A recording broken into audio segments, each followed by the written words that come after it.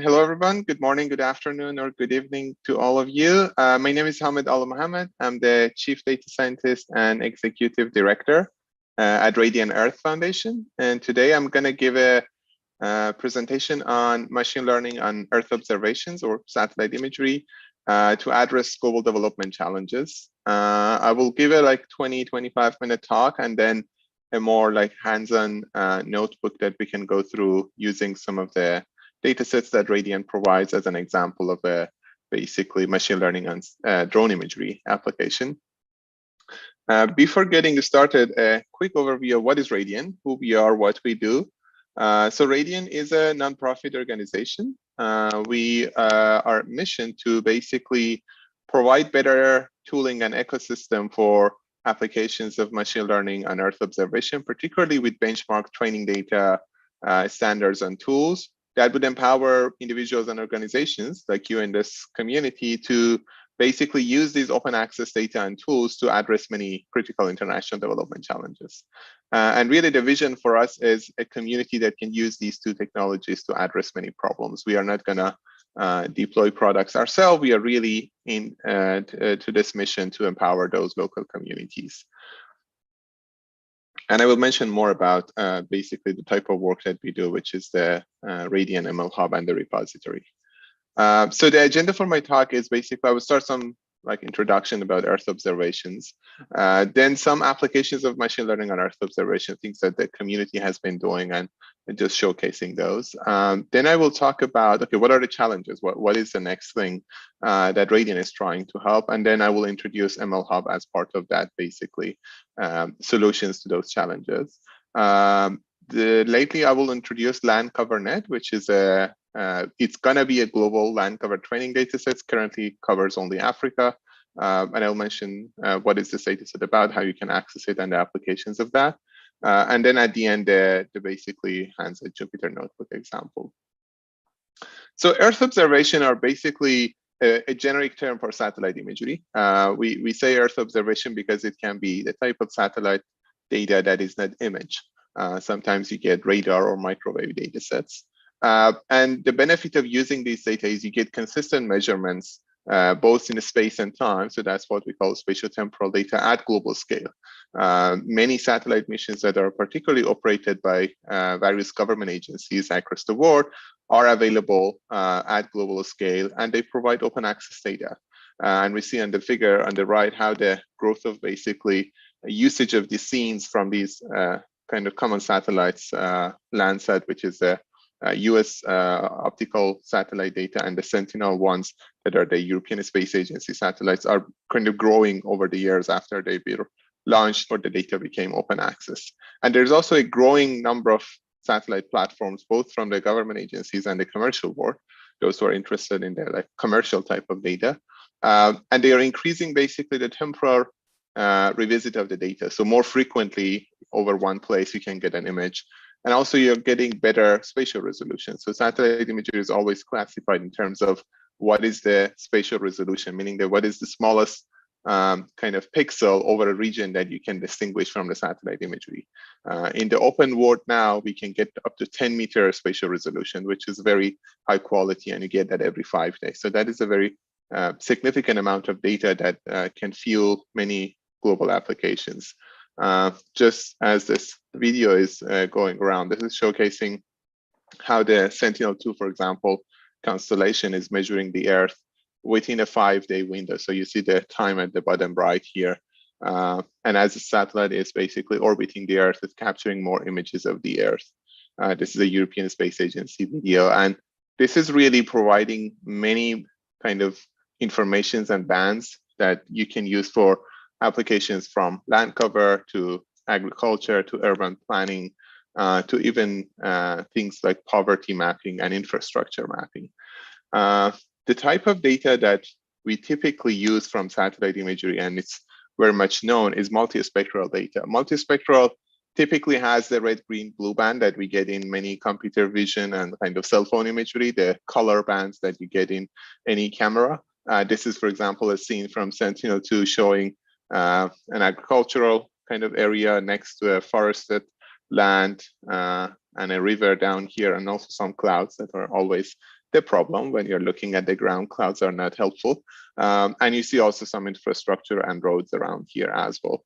But the same image comes also in other bands, which we call near infrared, which provides particularly information about vegetation health. So if you plug near infrared, red and green into your kind of RGB bands and plot those, you get an image that is historically known as false color NIR. So you're basically seeing the vegetation in very much red color. You see water in darkish blue to black color, and you see places that are not vegetated as gray to ground basically color. So this is a very common type of imagery that you get from satellite imagery, and you get this consistently over time, so you can monitor change. And there are indices some of you might be familiar with to basically look at vegetation health. Some of them is called, for example, NDVI. So in this figure, you're looking at a kind of -1 to 1 index, a normalized index for how healthy is my vegetation or how productive is my vegetation. These are very much kind of classical indices that people have been using in the remote sensing and the Earth observation world. And you get those again, as I mentioned, consistently over time. But what are the applications that we use this Earth observation for? There are various types of those. I'm going to mention a couple of them that are potentially more similar to the common kind of deep learning and machine learning applications. One of them being detecting building footprints. This is a very common application, and not only on satellite imagery, but also on drone imagery. So this is, for example, on a snapshot of a drone imagery in Liberia from an open dataset called Open Cities AI Challenge. And you see a lot of building segmentation labels here. And the competition also resulted in many models that can do very similar quality kind of semantic segmentation tasks. So building footprints and generally mapping infrastructure is one of those high priority applications. Detecting roads and mapping those in various regions is another semantic segmentation task. This has been done on many types of imagery, both on like coarse resolution, the 10-meter resolution data, as well as very high quality and very high spatial resolution data, like the ones you see in the Google base map. That type of data is a commercial type of imagery from Digital Globe / Maxar company that people are using to build roadmaps and also routing directions. Another application is agriculture. Sorry, there's a typo here. This is not road detection. This is crop type classification. And it's a classification task. So you would look at each pixel or a neighborhood of pixel, and you would identify if it is a crop land or not. And in more kind of, I would say, complex application, you can also detect crop type. This is, for example, a cropland probability map of Kenya, produced by the NASA Harvest team. So this is the whole country of Kenya, processed using Sentinel-2 data, and you see a basically gray, which is 0 to kind of yellowish, orangish 1, which is the probability of if that pixel is a cropland. These are all, I would say, very impactful applications because of the impact, for example, agriculture has in the economy and the GDP and the food security of the region, and usually at the national level for countries. So agriculture is very common application. And then another one is surface water detection.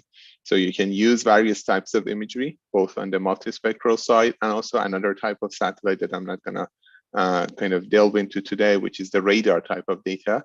And you can detect surface water. This is one of the applications we at Radian have done. And basically the blue color here is the overlaid layer of surface water on a base map imagery. But this was detected from radar data. And this is another kind of deep learning classification task. You would use many common networks like UNet or others for this type of like segmentation or classification task.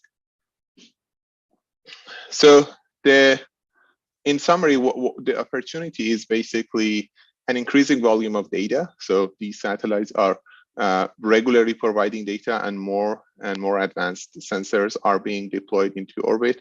At the same time, there are many other kind of types of geospatial data like in situ sensors, whether it's about air quality and weather stations on the ground or other those, and also models in the geospatial world that providing data both from public and commercial sector. So there's increasing volume of data, I would say exponentially increasing even. Then there are the advancements in the ML world. I think you're more familiar with that part of this puzzle.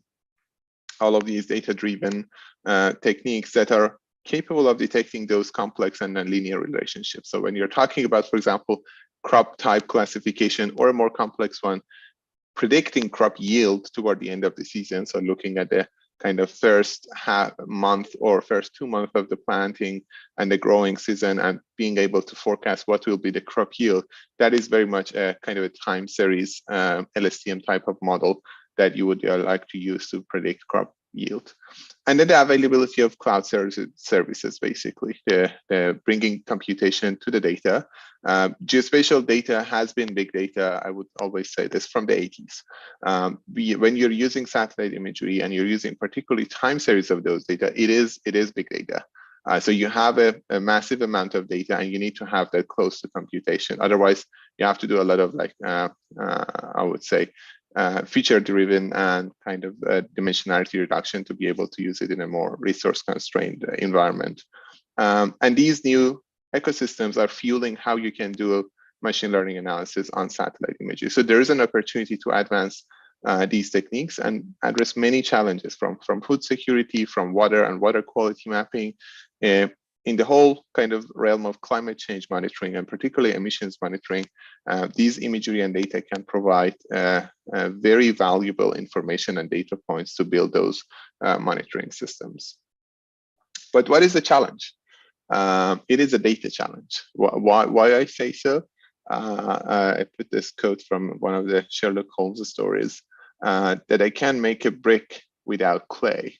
So in the ML world, particularly in the supervised learning world, you need labeled and training data. And many of these basically applications like agriculture, you can't just simply annotate imagery for crop type from satellite imagery. You need to be on the ground, collect some information about the crop type, the field that you're kind of looking at, and then provide that data into an ecosystem and then match it with imagery to become your training data set, basically. And that's an extensive and expensive process. So there hasn't been much effort in that dimension. And particularly when you look at this at a global level, there's a huge, what we call lack of geographical diversity in the data. So there's a lot of data, labeled data, I mean, because the satellite imagery, the input data is available global, but the labels are not available global. You don't have them everywhere. They're particularly more, I would say, available in the developed world because of the existing ecosystems of like Department of Agriculture or other systems that are collecting data on the ground. So this lack of diversity is really the challenge to bridge the gap between, oh, there's all this open satellite data, how can we build applications across different parts of the world? You know probably about ImageNet, right? The famous computer vision training data set that was started in 2010. And we know what ImageNet enabled in the community. While it still has challenges, it has some biases, it has issues, and it's being addressed. But the fact that there was a benchmark data and people were able, year over year, you see the graph here, compete on that and build better and advanced models to build a better classification system is really the key innovation thing in the ML ecosystem. And unfortunately, we don't have those in the geospatial world, or we don't have enough of them, I would say. We have some examples. For example, Big EarthNet is one of those data sets. This is a land cover image classification problem. So you get images of 120 by 120 pixel because these are 10-meter bands. So that is 1200 by 1200 meter kind of area. And you have image labels for that. It will tell you what type of land cover classes exist in that image. You see some examples of those classes here. This is a very kind of scalable data set. It has close to 600,000 of those image patches, but it only covers Europe. So that is the problem. It is not a global data set, and it is biased toward there because the labels were available in that region, that those labels are coming from another kind of existing product. Spacenet is another initiative, a consortium of many commercial and non-commercial companies that have so far produced 7 benchmark data sets. They are primarily focused on detecting roads, buildings, and also change detection of buildings. And all of these is open access. All of the data I'm talking about is open access. And you can use those to build many applications. They have imagery from the Maxar high resolution board view. They also have the radar or SAR data from one of the companies that you can access openly for the benchmark data sets. But the challenge, for example, in the Spacenet board is if you build a model using those benchmark data, you won't have access to the actual imagery for your region to deploy the model because the imagery is commercial. So there's a lot of good advancements, but then there are some challenges when you want to actually deploy them for real world problems. And for that reason, to fill those gaps, we at Radian have established what we call Radian ML Hub. So ML Hub is actually, I would say, 3 pillars of activity. The key piece is the hub, the actual hub, which is an open access repository of these benchmark training data sets. We generate some of the data ourselves, but it's broadly acting as a library that many people, many communities are publishing their data. Soon we are going to also have a library of models, so people can publish existing trained models as a pre-trained model on geospatial imagery, and you can easily retrieve and search them. So one of the key things we are addressing is accessibility and discoverability, because many things exist out there, but there's no way to easily search for them. So enabling that search is really a key piece, and a standard and easy way for using them in Python. So for example, we have a Python client. You can easily basically access the data. I will show in that Jupyter Notebook example at the end.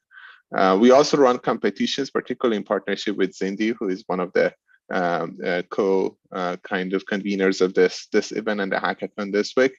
And we have actually one coming up I will mention later. We also do, as I mentioned, training data generation using some of the image annotation techniques for applications that are applicable, and using what we call ground referencing, basically deploying teams on the ground to do data collection. The second piece of our work is community. So we work closely with many partners to develop standards and best practices. As you know, ML is a very wide work. You can do many things, but to share those best practices and making them more standard so it can help many people globally and make things easier and lower the barrier for entry. We work closely with many communities. And if you're interested in that part of the work, working on standards and best practices, definitely get in touch. I will share our Slack channel and how to engage. And last but not least, we have an education and kind of capacity development aspect that we provide trainings, market information through our newsletter and social media, and also kind of media outreach type of activity. Just in a nutshell, I don't want to go to the technical infrastructure. What is this thing about? How we do this? Are we stuck to one system or not? This is a architecture for ML Hub, and it's basically what we call a cloud agnostic data repository. So you as a user, when you come to ML Hub, when you come to ML Hub, you have 3 ways to access the data, either using the API, we have an open and public API endpoint, using the Python client, or a web portal, basically a registry website that you can literally go and download the data if you want. But there are all these 3 ways, and all 3 provide a search and accessibility endpoint as well. There is authentication, but it's open access, so anybody can sign up and access the data. The authentication is just for us to be able to monitor how much data is used, which data set is being used more than the other one. So we get some statistics and provide those to our funders and sponsors, but it's open access to anyone who can sign up. Behind that, you don't know what is happening, but in practice, there's a standard API and a dashboard that provides that authentication. Then there is a standard way of cataloging the data, which we have developed with the community. It's called Spatial Temporal Asset Catalog. It's how you record your metadata and things like that. And behind that, the data is sitting on any data store. It doesn't need to be in a specific cloud or bucket. We are present on the Amazon Web Services and also Microsoft Azure, but the data can sit anywhere. To the end user, you're getting the data from the API in a standard sense. Whatever or wherever the data sits doesn't matter. At the end of the day, there's one endpoint for searching and accessing the data, and that's the key aspect of our work. We don't want to create one thing. It's a distributed network of data providers, and you can easily access them. This is an example of a actually crop type data in Tanzania. This is on the registry page. I will put the link at the end, that you can see the description of the data, the collections, the license of that, and also documentation and any references or tutorials of using the data. Each data set gets a DOI, which is a digital object identifier, very unique kind of link to identify that data set and its version. And we basically follow fair data principles, which is the data set being findable, accessible, interoperable, and reusable. Those are really the key principles for a data repository. And a snapshot of what type of data we have now. So each vertical here is a different application, particularly in the crops and agriculture. We have a lot of the training data sets in various countries, Tanzania, Kenya, Uganda, South Sudan, Ghana. We have one in Central Asia, in Benin, in Rwanda, and we have 2 more coming up in Mali and South Africa. The South Africa one is part of a competition. We have land cover data sets, land cover net, which covers Africa, and then big EarthNet that I mentioned, the Spacenet data, and also Chesapeake Bay. The building footprints is from a drone imagery, actually, in Tanzania, and that is basically from a previous data challenge, which is now open access. And other applications like tropical storms, wildfire, and also flood applications. The flood one is also a global data set that covers many regions of the world. And this is a growing kind of publication. And I would like to also say that if you have data sets you want to host, Radian does that openly and freely for any member of the community, because that is part of our mission. So that is MLHop. Next, I'm going to talk about one of the data sets that we worked on ourselves as an open access data set for land cover classification. So why land cover? What is special about land cover? So land cover is a very kind of baseline information for many applications globally. Many of you might be familiar with the UN Sustainable Development Goals, the targets for 2030 for the global community to reach from zero poverty to no hunger, to climate change, to life on Earth, to gender balance, to health, and many other ones. If you go through those targets and indicators, out of the 17 SDGs, 14 of them need an accurate and up-to-date land cover map at global scale. So that is a really key information. And the Sentinel-2 satellite data, which is the, I said, the best open access spatial resolution data, provides that type of basically information that you can generate such a map from that. It has a revisit of 5 days, it is 10 meter, and it's also multi-spectral. So it has various types of bands in the electromagnetic spectrum that you can detect various image types. This is a sample image of the Sentinel-2 over Nigeria. So for us, the key aspect was to generate a training data set that is geographically diverse. So we started splitting our approach to different continents, and then in each continent doing enough sampling to generate those data sets. So we have finished the Africa one that I will mention how we did. And then now we are labeling the Latin America, and then next we'll go to other continents. What steps we follow to generate the data might be interesting for some of you is, okay, we started with defining a taxonomy. Okay, what are those classes we want to label?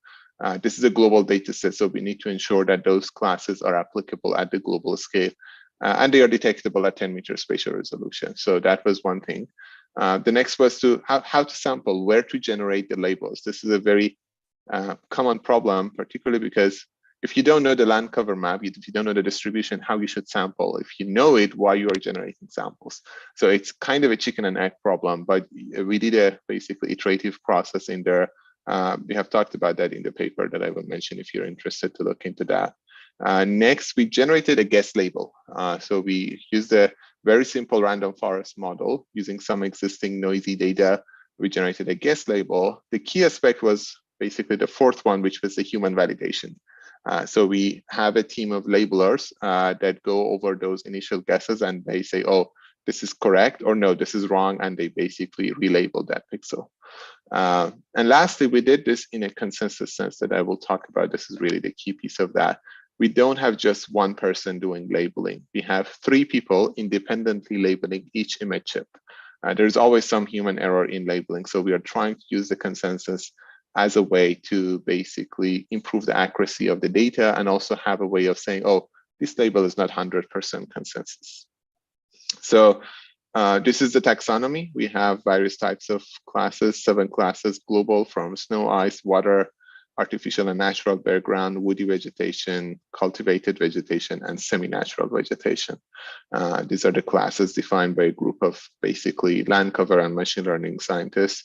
This is a dashboard that our team uses for annotation. They look at the imagery here, and this is labeling a time series of data. Because land cover is a dynamic class, the team looks at 1 year of imagery and then decides on the label on the right side of this basically panel. You see some probably road here, some bare ground, and then they look at over time if any vegetation cycle happens. In that case, that becomes a basically vegetated class. So it's really key to look at the dynamics over a year to decide on the land cover. This is the piece I mentioned on the consensus. So 3 users validate each task, and then we have some internal experts who have labeled some of the image chips just for validation purposes, and we use those to define an accuracy for each user. We define that P of WI, and then we use this Bayesian averaging to say, okay, what is the consensus on these labels if you have 3 different labels and we know the accuracy of each user. And at the end, when we publish the data, it is not just the label, we also report the consensus. So if you get a pixel and it says water, you also get, oh, this is like 70% consensus. So you can potentially tell your model that, hey, this label might not be 100% certain because there's not 100% agreement or consensus on that. That helps us get into the more probabilistic machine learning world and help address many challenges that we have with existing labels, because at 10-meter resolution, you can't necessarily detect every class accurately, and even human eye can have basically errors and uncertainty. So we are incorporating that into the training data set. And this is just a distribution of those consensus scores for the land cover net. About 60% of the data has actually 100% consensus, which is a good thing. So everybody agrees on that. About 34% is between 60 to 100%. So they're not 100%, but there's a good level of consensus. There's a very small percentage that has a low consensus score. And that's, again, good to know so the model can learn. And the goal is to improve this distribution in future. But we are not going to get somewhere that everybody's 100% consensus, because that means the 3 people should literally sit in a room and discuss every single pixel with each other to have a consensus at the end, and that is not a realistic approach. These are some snapshots of those labels overlaid by basically baseline imagery. You see water and agricultural lands and kind of developed areas. You see forested and natural vegetation here. This is a very much urban and developed area in gray. Another kind of similar combination of those classes here. And this is just summary statistics on that data set. So this is version 1. Across Africa, we have around 130 million labeled pixels with consensus scores. And this is available on the ML Hub, so you can access it through our website or the API client. It has annual time series of Sentinel-2 behind it, so it's not just the label. We also have the input data, and it's a Creative Commons by attribution license, so it's open access for any type of application you want to use. You can also go to landcover.net to access it as an easy way of accessing. This is also a distribution of the type of labels in that data set. It's an imbalance that is natural with land cover, and certainly there's no snow and ice in this part of the world as a kind of permanent snow and ice. Yet there are seasonal ones, but you're looking at the annual time cycle. But there's a lot of different types of vegetation, water, and bare ground classes. There's also this paper on archive from a NURBS workshop last year that you can go to if you're interested to learn more about the methodology and the consensus.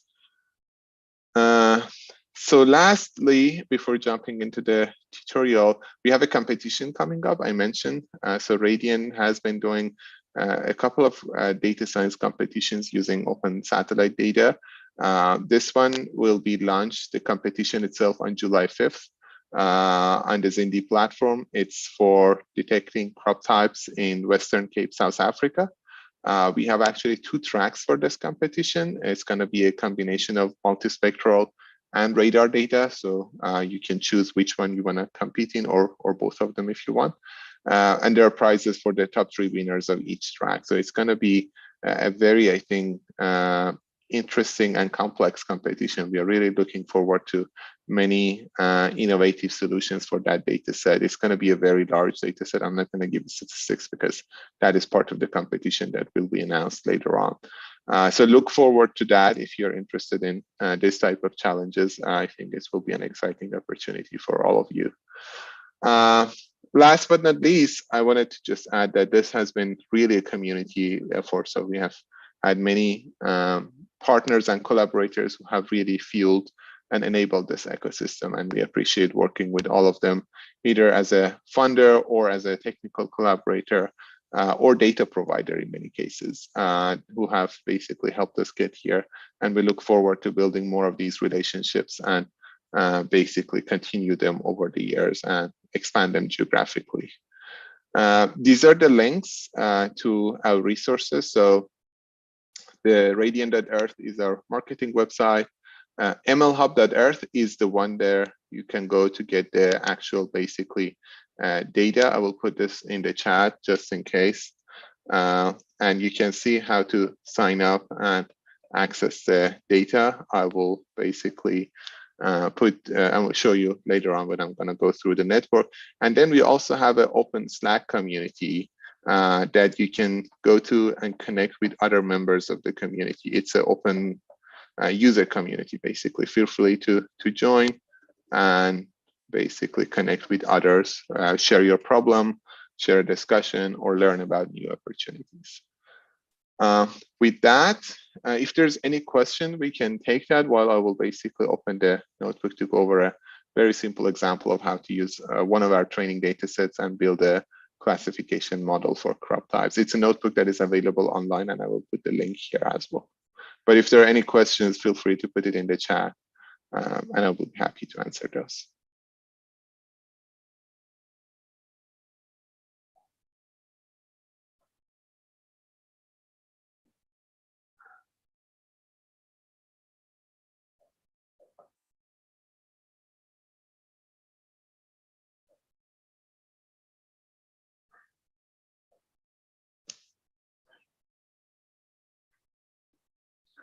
Let me see the chat. A question, may you provide more info on how you label your data? Yeah, so we actually work with a team of refugees in Lebanon and Syria. They're employed with a company that we work with them, and they do the actual kind of labeling.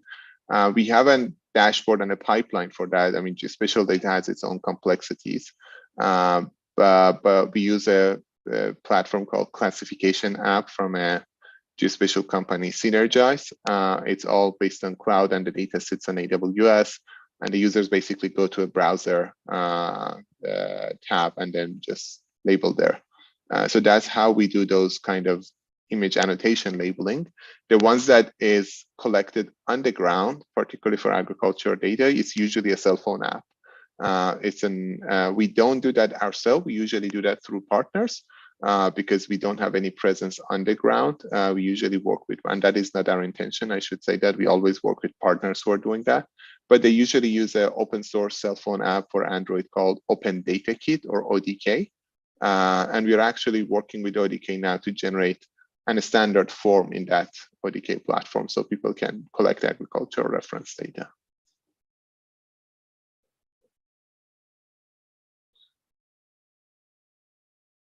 Let me see, no other questions so far. Okay, so let me put the link here. The notebook that I'm going to go through is part of a bootcamp that we ran about 2 months ago. So if you're interested, actually, you can go through the bootcamp on your own. There's about 10 technical lectures and one more on the training, 11 lectures about machine learning on Earth observation. So feel free to go over this on your own pace. There's all the materials, slides, as well as the basically data and the notebooks that we have presented in that bootcamp. But today I'm going to basically cover one of them, which is using a set of drone imagery for crop type classification in Rwanda, which is lecture 6 of that bootcamp. And you see all the basically materials here, packages used, and some other data sets that you can do a similar application with them. I have loaded the notebook here, so I'm gonna use the local version of that, but you can run this in Colab as well if you want. The only thing you need is an access to ML Hub. And for that, you need to go to, let me put the link here, dashboard.mlhub.earth. And you basically, if you remember, you already have the API key. If not, you will sign up to get an API key. So if I log in here, I am already basically a member. You get an API key here. So you can go to the API keys tab and just get the authentication to use it. So you can follow me with the notebook, but I think given the time, I might go a little faster. The notebook is kind of self-paced, but if there was any questions, feel free to ask me and I will be happy to answer questions. So the descriptions describe what is the data set. And if you click on this data set description, this lands on the ML Hub registry page, which is the crop type classification data set in Rwanda based on a drone imagery. You see the description of the data. You see a link to a PDF documentation, a citation to a paper and for the data set, and also any references to the data set. And this is a publication that actually describes the data set itself. And there's also a kind of introductory notebook on our tutorial series that you can use there in ML Hub API. But you can literally download the data from here if you want. So that is also possible. They're all basically tar and archived here. You can access them. This is a data set that it has around 2,600 images. It has 6 different crop type classes: banana, maize, legumes, and then other class, forest class, and a structure. So there are other classes that are labeled in this. And really the goal is to how to get the data from the ML Hub Python client, how to extract the data and prepare it basically for a machine learning model development, train the model and evaluate the performance, and then test it on a set of test data from the same basically training data set. Here we describe how to authenticate your API key. It's very simple. You should do it only once when you install Radian ML Hub package. But the key piece is to sign up on the dashboard that I said, get your API key, and then run ML Hub configure on your command line prompt or the Anaconda prompt, whatever version you use here. You can also pass it as an argument to the function if you want. So I will go over these cells. The notebook is already ran, but I will basically rerun and show what we're doing. So here we are just calling Radian ML Hub and getting the list of all the data sets that are available here. So you see various types of, this is the dataset ID, and this is the title, more descriptive version of that. All of those that I mentioned are available here: Land Cover Net, OpenCities AI Challenge, various crop types, the Spacenet data that I mentioned. We host all of the 7 of them. And for retrieving any one, you just need their ID. And the one that we are looking for is the one in Rwanda, which is the RTI Rwanda crop type classification. So here we basically fetch that dataset ID, and we can see the collection. So collections means, okay, what type of input and output data are in there?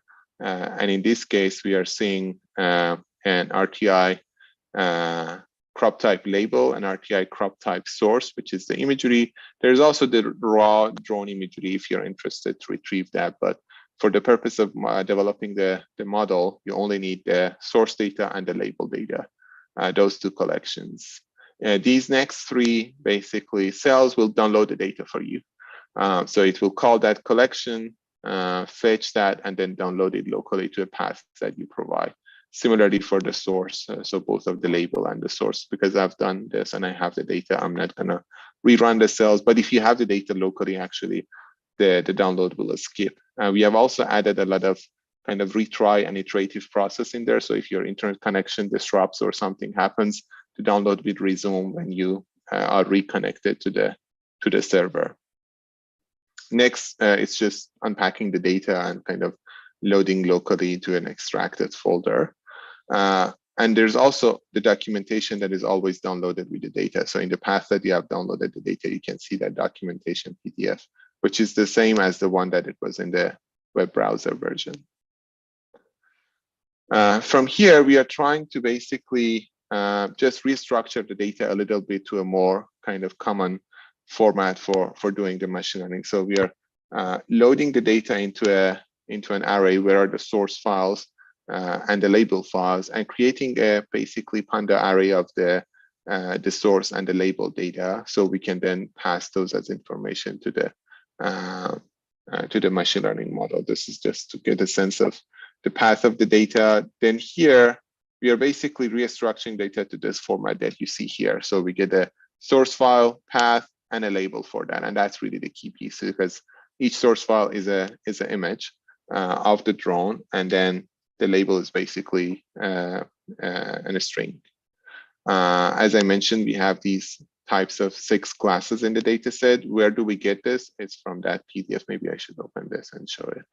So this is the documentation of the data. It describes the data set, the methodology that the data was generated, how it was labeled, some sample of the images from different classes that are existent there. Because this is geospatial, we always talk about the coordinate system, the spatial and the coverage of the data, the temporal coverage, and the license and the references, basically.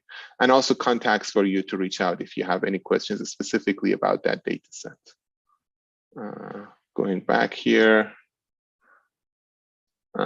So here we are now kind of restructuring here and adding an index to the data. So now we have everything ready for the next step, which is building the model.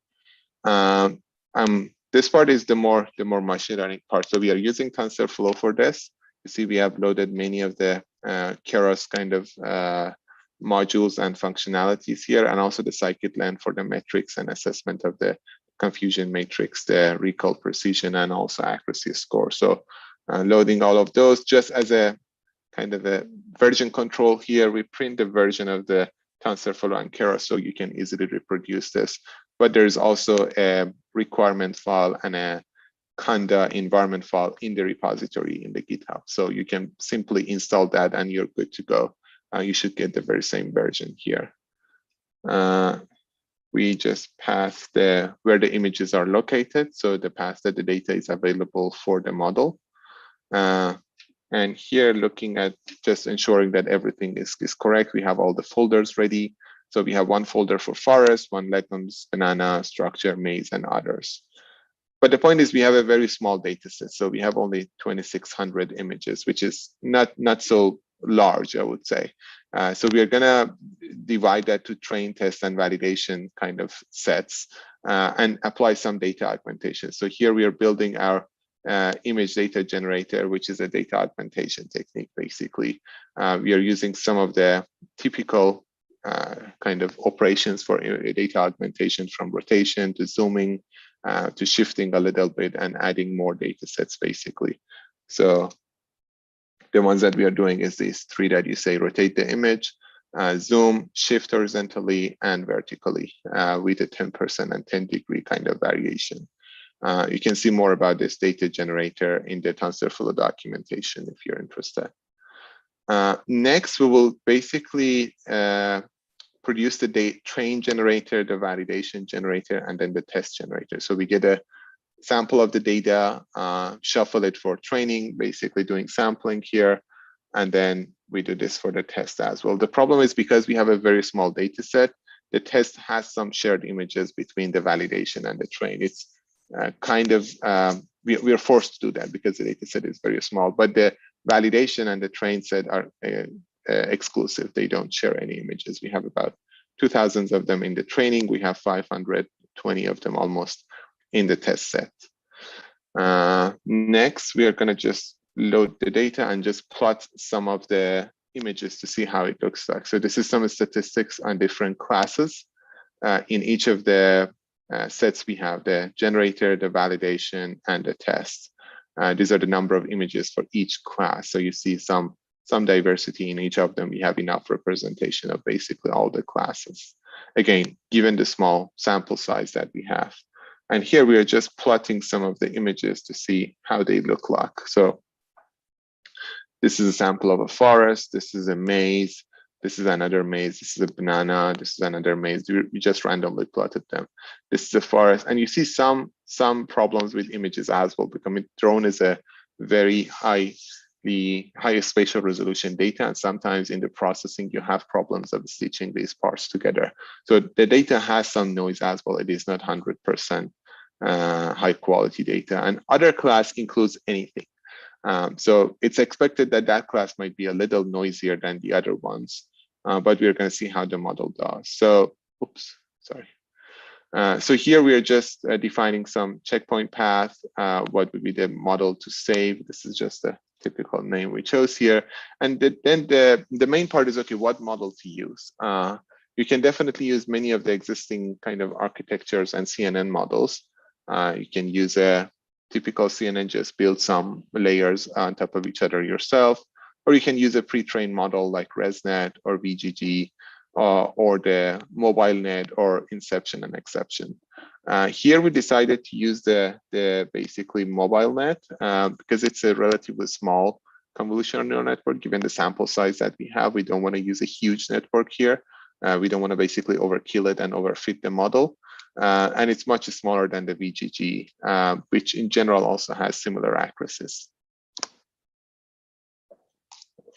So, and as you know, I think you have learned probably in this kind of series of IndabaX as well, the choice of model is critical because you don't want to have a very complex model for a low data set, or the other way around. If you have a very good and highly complex data set, you don't want to use a very simple model if you need to be more complex.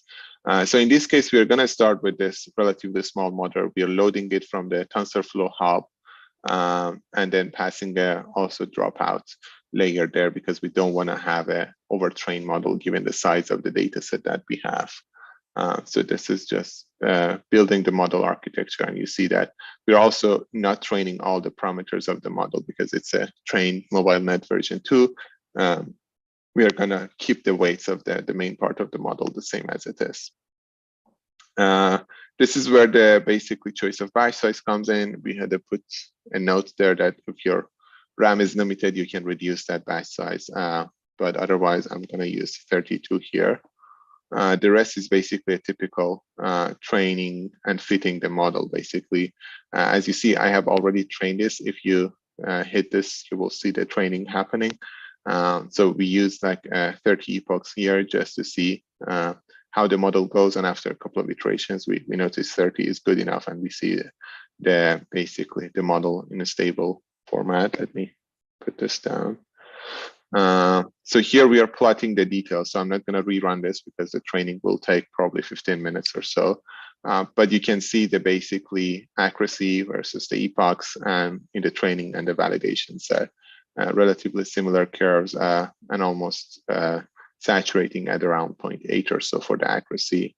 Loss curves is kind of the same. We see some variations, but relatively similar patterns between training loss and the validation loss.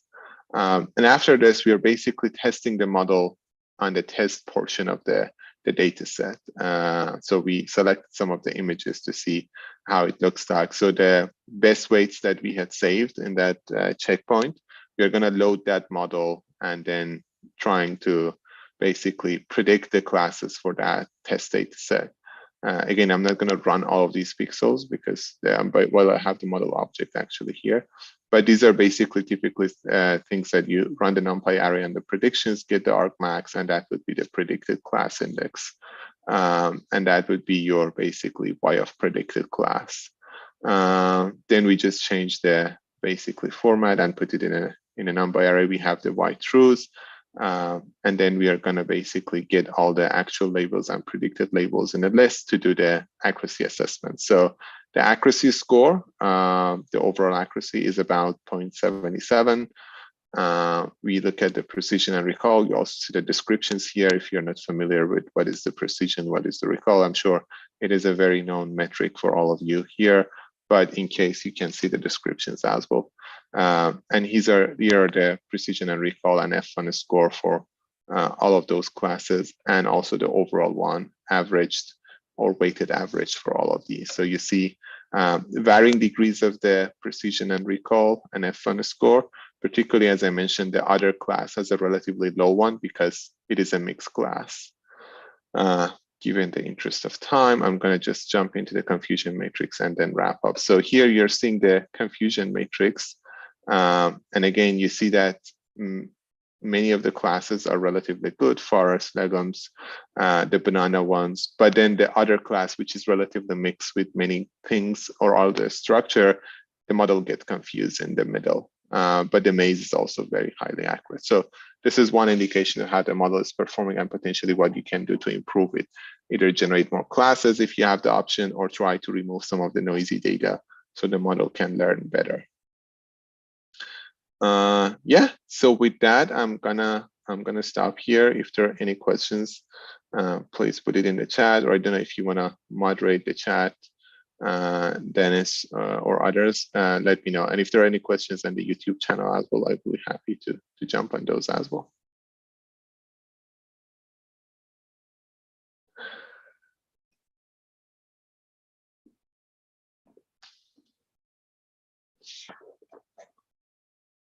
I'm looking at the chat questions. There's a question about, sorry, I hadn't seen this earlier. How can you use crowdsource approach to bring, so basically involving labeling? We have done this in one application. It is a more complicated kind of domain for crowdsourcing, particularly because it is not as simple as drawing a bounding box in many of the like computer vision type of imagery, but we did it for a cloud detection data set. So as I mentioned in one of the images earlier, if you have a cloud in the multispectral imagery, that is a problem because cloud doesn't let you see the surface basically. So detecting clouds and removing them from an imagery is a key application. So we did a crowdsourcing competition actually for labeling clouds. It was a crowdsourcing basically effort, and that data set is going to be published later this summer. The difference is you can't quality control that data. So we have to go do a lot of more extensive processing behind the scene to validate or come up with a way of scoring those crowdsourcing labels. So we have done that at limited scale, particularly when there are very simple classes. In that case, it was cloud, no cloud.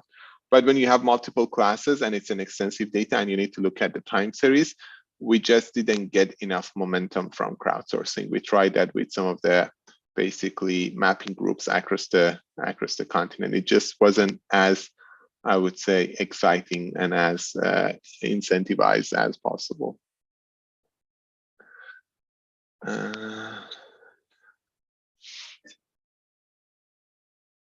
So yeah, another question from Dan is, given the limited data in this Rwanda drone data set, how we can increase the performance of the model from a viewpoint of limited data. So I mean, here we use the pre-trained model. One option is to change that pre-trained model or try to train that model even using the limited data. That might help a little bit. Using other options for basically regularization, because here we only use the dropout, but trying to use other regularization techniques to make sure the model doesn't overfit is another thing. I think trying to see some of those classes and if there are even types of data that might be noisy and removing those might also help, because the other class and the structure class are very much diverse classes. And then the question, if the code is available publicly, yes, I'm going to repost the link here. I know Zoom doesn't let you see the old chats. So this was the main bootcamp, which has all the other notebooks and applications. And here was the one that I went through, and you can click on the notebook there and access that. So these are all open access and you can use them. And if you need to sign up for ML Hub to get the API key, this is the basically dashboard. I'm going to go through the questions, but let me know at any time if the time is short and we should stop. There's one more about one of the challenges of EO-based AI ML application is getting quality data from building useful machine learning models. In your opinion, what do you think should be done to increase the availability of these data? But second, integrating these applications in existing legacy system is not as straightforward. Yeah, that second question is probably needs another session, but the question is about how we can basically increase availability of these data. I think, so there are two aspects to that. One of them we are doing, one of them we hope the community starts doing. The one that we are doing is providing that way of sharing and publishing data so others can easily find them. So one way of making sure the data is available is there's a way to host the data in a standard and public format that anybody can search and find. Because if you put the data on a GitHub repo, and then there's no way to really find the data and know of that, that is not availability and publication to me. But the more the kind of key part is, okay, to generate the data, you need some support. So there are some good initiatives out there that are now supporting training data generation. There was an initiative called Lacuna Fund, which had an RFP earlier in 2020 for agricultural training data generation across Africa. They awarded, I think, 5 or 6 groups who are now generating data. They're working in other kind of areas as well, health and others, but and also language, natural language processing. They're going to have a second RFP for agriculture. So if there are teams who are interested, follow Lacuna Fund. If you Google it, it will come up. And then you can access those. So basically, I think the solution is more funding for data generation. That ecosystem should be filled with more support from many organizations to help that. But spreading the word about the value of sharing and publishing these data is also key, because there are existing data sets sitting in very much, I would say, siloed private repositories that are not shared. So that will make things problematic. There needs to be a policy change and awareness about, okay, what is the value of these open data? I mean, I showed the image as an example, but there are many of those across the ML world that shows, okay, if there is a benchmark open data, it really helps advance the application itself, and everybody benefits from that. So really promoting the value of open data is another key piece to support that ecosystem.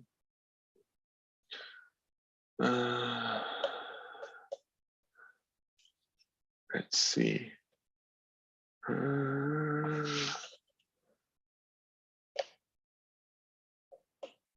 So Anthony, another question you had on the best practices and specification for creating high quality EO data that can be widely adopted by the basically community in Africa to create these AI ready data sets.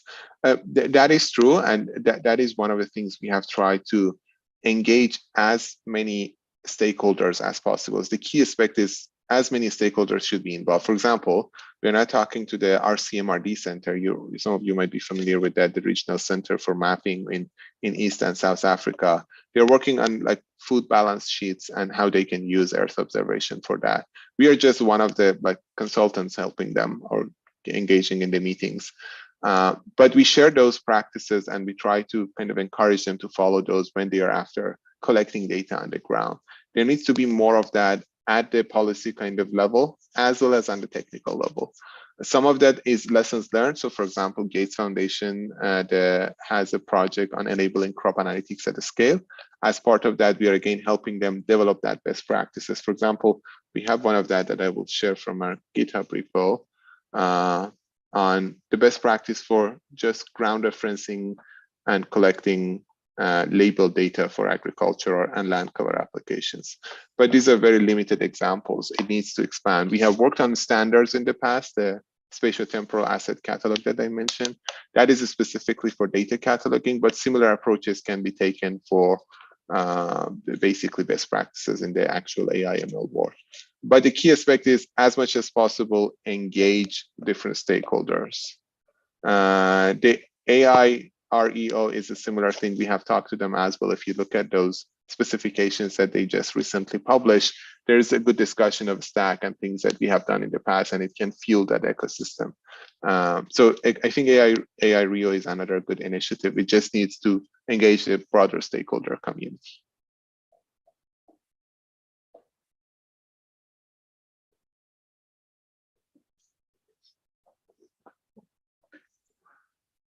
Let me know if there are any other questions from the YouTube channel or anything else.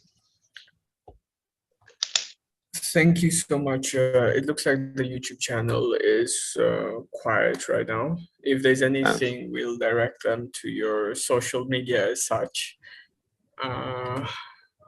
Okay, so I think from here, we can start to transition to the next session. So Dr. Hamed, thank you so much to you, to Radiant Earth. This is very valuable knowledge and data out there, and it will start to become more interesting as we get more people hands-on ready to play with it and develop. So looking forward to it.